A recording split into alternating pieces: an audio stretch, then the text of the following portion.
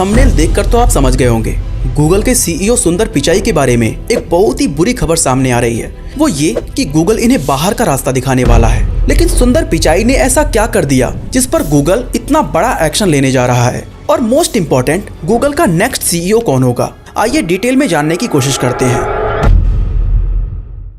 तो दोस्तों, जब से सुंदर पिचाई ने गूगल का कमान संभाला है, तब से इसके रेवेन्यू में बहुत ही ज्यादा बढ़ोतरी देखी गई है। 2015 में सुंदर पिचाई गूगल का सीईओ बने और उस समय इसका रेवेन्यू था अराउंड $74 बिलियन, जो 2023 में बढ़कर लगभग $305 बिलियन हो गया। वहीं 2015 में जहां इसका स्टॉक प्राइस $26 से $37 के बीच में था, वो अब $149 के पास पहुंच गया है। फिर सवाल आता है कि इतना प्रॉफिट दिलाने के बाद भी सुंदर पिचाई को कंपनी से निकाले जाने की बात क्यों चल रही है? साथ ही क्यों उन पर दबाव बनाया जा रहा है कि वो खुद इस कंपनी को छोड़ के चले जाएं? जानते हो इन्हें कंपनी से निकालना कौन चाहता है? वही इन्वेस्टर्स जिन्होंने सुंदर पिचाई की वजह से मैनीफोल्ड प्रॉफिट कमाया है। एंड ये काफी शॉकिंग बात है।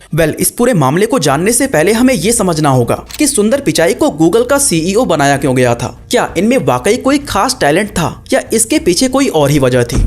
सुंदर पिचाई के करियर की शुरुआत एक इंजीनियर एंड प्रोडक्ट मैनेजर के रूप में सिलिकॉन वैली के एक सेमीकंडक्टर मैन्युफैक्चरिंग कंपनी के अंदर होती है। इसके बाद ये मैकेंसियन कंपनी में एज ए कंसल्टेंट काम करने लगते हैं। एंड फिर आता है साल 2004, जहां से इनका सफर गूगल में शुरू होता है। गूगल टूलबार के प्रोडक्ट मैनेजमेंट के लिए ये एज ए वाइस प्रेसिडेंट काम करने लगे। इस दौरान इन्होंने महसूस किया कि उनका टूल बार अपने एंड की तरफ बढ़ रहा है और बदलते टेक इनोवेशंस की वजह से कुछ समय बाद लोग इसका यूज करना बंद कर देंगे। ऐसे में इन्होंने गूगल के को-फाउंडर सर्गी ब्रिन और लैरी पेज को कन्विंस किया कि क्यों ना हम खुद का एक अलग ब्राउजर डेवलप करें जो मार्केट में अवेलेबल अदर ब्राउजर से ज्यादा यूजर फ्रेंडली हो। सुंदर पिचाई के इसी आइडिया के बाद 2008 में गूगल क्रोम को लॉन्च किया गया था, जिसने मैसिव सक्सेस देखी और कुछ ही समय में फायरफॉक्स एंड इंटरनेट एक्सप्लोरर को पीछे छोड़ते हुए गूगल क्रोम वर्ल्ड का नंबर 1 ब्राउजर बन गया।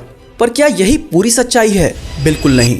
असल में ये कहानी सुंदर पिचाई की साइड से बताई गई है, जबकि दूसरी साइड की स्टोरी इससे बहुत अलग है।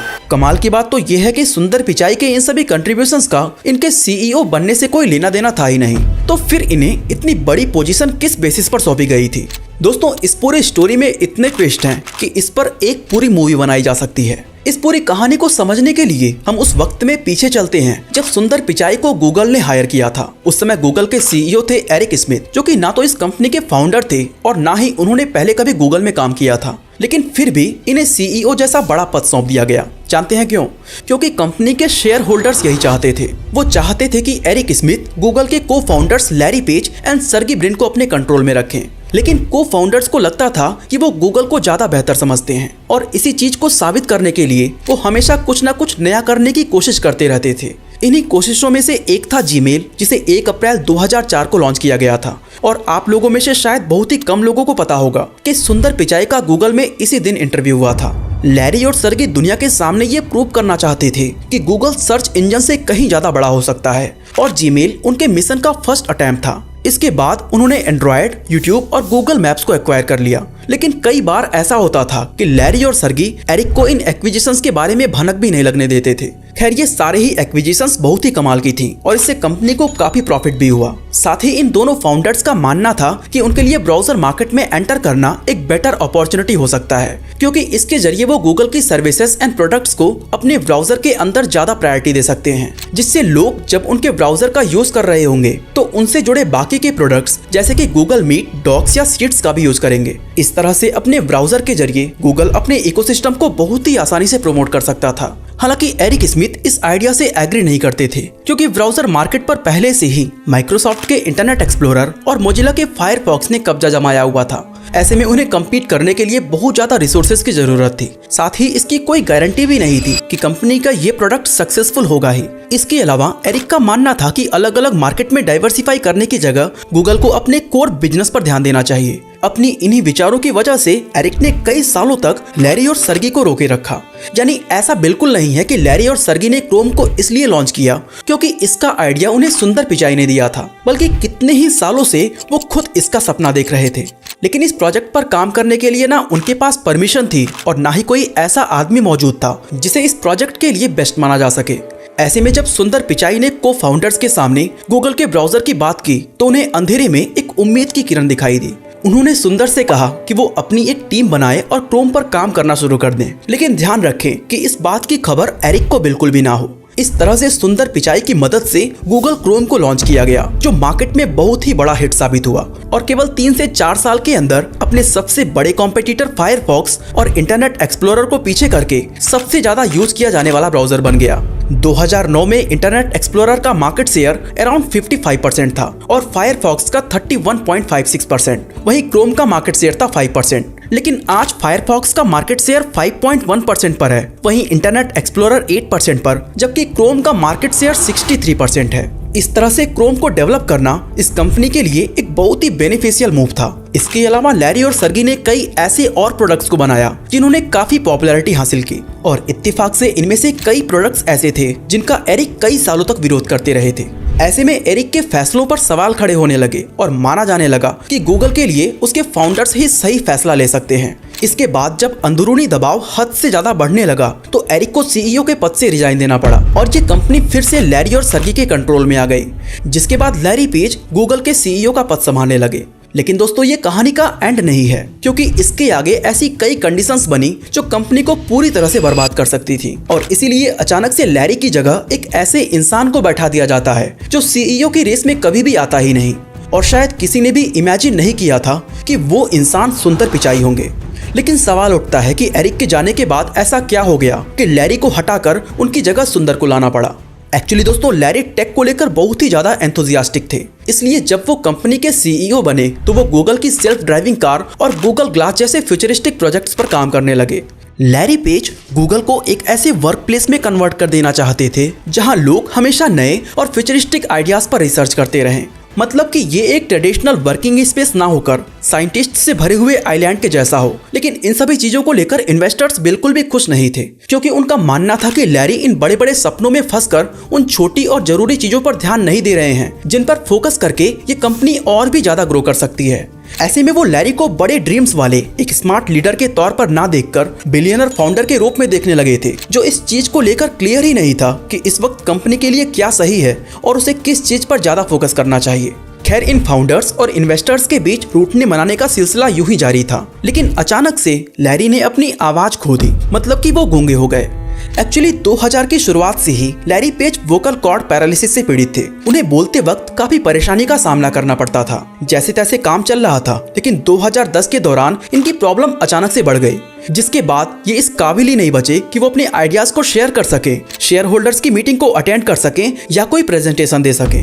दोस्तों, ये इस चीज का क्लियर प्रूफ है कि आपके पास बिलियंस ऑफ डॉलर्स क्यों ना हो, आप उन पैसों से कुछ प्रॉब्लम्स को कभी भी फिक्स नहीं कर सकते। अब गूगल जैसी बड़ी कंपनी तो इस तरह से रन नहीं हो सकती थी, इसलिए किसी और को लैरी की पोजीशन देने की बात होने लगी। एंड लकीली गूगल के 2 फाउंडर्स थे, तो ऐसे में सर्गी ब्रिन ने गूगल की जिम्मेदारी अपने हाथों में ले ली और जैसे सारा प्रॉब्लम सॉल्व हो गया, जैसा कि होना भी चाहिए था।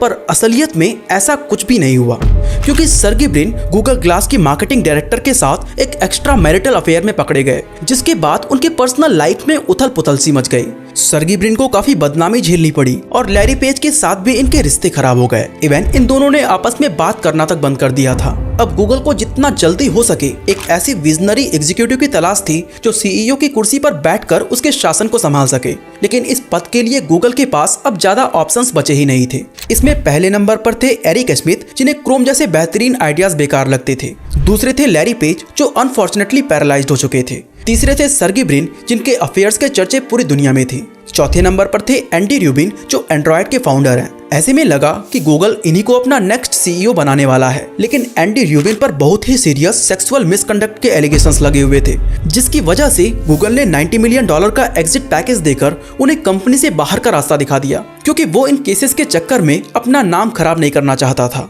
और इस तरह से पिक्चर में आए सुंदर पिचाई, जिनके हाथों में फाइनली गूगल की कमान सौंप दी गई। अब इसमें कोई शक नहीं था कि सुंदर पिचाई ने कड़ी मेहनत करके ग्रेट अचीवमेंट्स हासिल की, लेकिन जिस चीज ने सच में इन्हें जीत हासिल कराई थी वो थी सिचुएशन। दूसरे शब्दों में हम इसको लक भी कह सकते हैं। और इस तरह से 11 अगस्त 2015 को ये गूगल के सीईओ बनाए गए। इसके कुछ साल बाद इन्हें प्रमोट करके गूगल की पेरेंट कंपनी अल्फाबेट का सीईओ बना दिया गया और यहाँ से इनके कमजोर परफॉर्मेंस की झलकियां नजर आने लगी। अब देखा जाए तो सुंदर ने वही किया जिसके लिए इन्हें हायर किया गया था, जैसे कि इन्होंने कंपनी को विवादों से दूर रखा। इनके हाथों में आने के बाद कंपनी का रेवेन्यू लगभग 4 गुना और नेट इनकम 5 गुना बढ़ गया। साथ ही स्टॉक प्राइस भी आसमान छूने लगा। फिर प्रॉब्लम क्या थी? दोस्तों, सबसे बड़ी प्रॉब्लम ये है कि गूगल ने सिर्फ बैलेंस शीट, प्रॉफिट और रेवेन्यू में ही ग्रोथ हासिल की है, जबकि इसने इनोवेशन से मानो अपना मुंह मोड़ लिया हो। आप खुद सोचो, क्या आप गूगल के किसी ऐसे सक्सेसफुल प्रोडक्ट के बारे में बता सकते हो जिसे सुंदर पिचाई के सीईओ बनने के बाद लॉन्च किया गया हो? जहां तक मेरा ध्यान जा रहा है, मैं इसका बिगेस्ट लॉन्च गूगल पिक्सल को मानता हूं, जो फीचर्स, परफॉर्मेंस एंड वैल्यू के मामले में नो डाउट एक अच्छा फोन है। लेकिन जितना अच्छा ये फोन है, इसकी सेल्स और मार्केटिंग उतनी ही ज्यादा खराब है, जिसकी वजह से इसका मार्केट शेयर सिर्फ 4.6% है। वहीं इंडिया में इसका मार्केट शेयर 0.2% से भी कम है। इन सभी चीजों से भी इन्वेस्टर्स को कोई खास प्रॉब्लम नहीं थी। बात तो तब बिगड़ी जब ओपन एआई ने 30 नवंबर 2022 के दिन चैट जीपीटी को इंट्रोड्यूस किया। इसके बाद इन्वेस्टर्स चाहने लगे कि गूगल एआई इनोवेशन के मामले में ओपन एआई को पिछाड़ दे, जिसे माइक्रोसॉफ्ट सपोर्ट कर रहा था। लेकिन जाहिर सी बात है कि यह इतना आसान प्रोजेक्ट नहीं था, वो भी तब जब डेडलाइन इतना नजदीक हो। फिर भी सुंदर पिचाई ने कोशिश की और मात्र 4 महीने बाद मार्च 2023 को चैट जीपीटी के अगेंस्ट अपने एआई गूगल बार्ड को लॉन्च कर दिया। लेकिन ये गूगल के लिए एक बैड मूव साबित हुआ, क्योंकि लोगों को लगने लगा कि ये चैट जीपीटी का ही कॉपी है। इस कंपनी के लिए चीजें और भी मुश्किल होने लगी जब इसके लॉन्चिंग के वक्त गूगल ने एक इवेंट को ऑर्गेनाइज किया था। इसमें कंपनी ने एक जीएफएक्स एड जारी की, जिसमें एक शख्स ने बार्ड से एक ऐसा सवाल किया जिसके बाद गूगल को काफी क्रिटिसिज्म मिली। सवाल ये था कि जेम्स वेब स्पेस टेलीस्कोप की किस नई खोज के बारे में मैं अपने 9 साल के बच्चे को बता सकता हूँ। इस सवाल के जवाब में बार्ड ने 2 आंसर दिए, क्योंकि अकॉर्डिंग टू बार्ड इसी टेलीस्कोप की मदद से हमारे सोलर सिस्टम के बाहर किसी भी ग्रह की पहली तस्वीर ली गई थी। हालांकि नासा के अकॉर्डिंग साल 2004 में यूरोपियन एडवांस टेलीस्कोप ने सोलर सिस्टम के बाहर के ग्रहों की तस्वीर ली थी। इस गलत जवाब के बाद बार्ड एआई पर सवाल उठने लगे। फिर क्या था, कंपनी के शेयर प्राइस तेजी से नीचे आने लगे और इसकी मार्केट वैल्यू $100 बिलियन से घट गई। इस क्रिटिसिज्म के बाद सुंदर ने कंपनी की गलती को सुधारने के लिए बार्ड को और भी ज्यादा वर्सेटाइल बनाया और उसमें कई तरह के इंप्रूवमेंट किए। बाद में इसी इम्प्रूव्ड वर्जन का नाम बदलकर बार्ड से गूगल जेमिनी कर दिया गया। तो सवाल उठता है कि क्या इसने गूगल का रेपुटेशन बचा लिया? जवाब है बिल्कुल नहीं, बल्कि जो बचा कुचा था जेमिनी ने उसे भी मिट्टी में मिलाने का काम किया, क्योंकि इसके बाद ये कंपनी और भी ज्यादा कंट्रोवर्सी में गिर गई।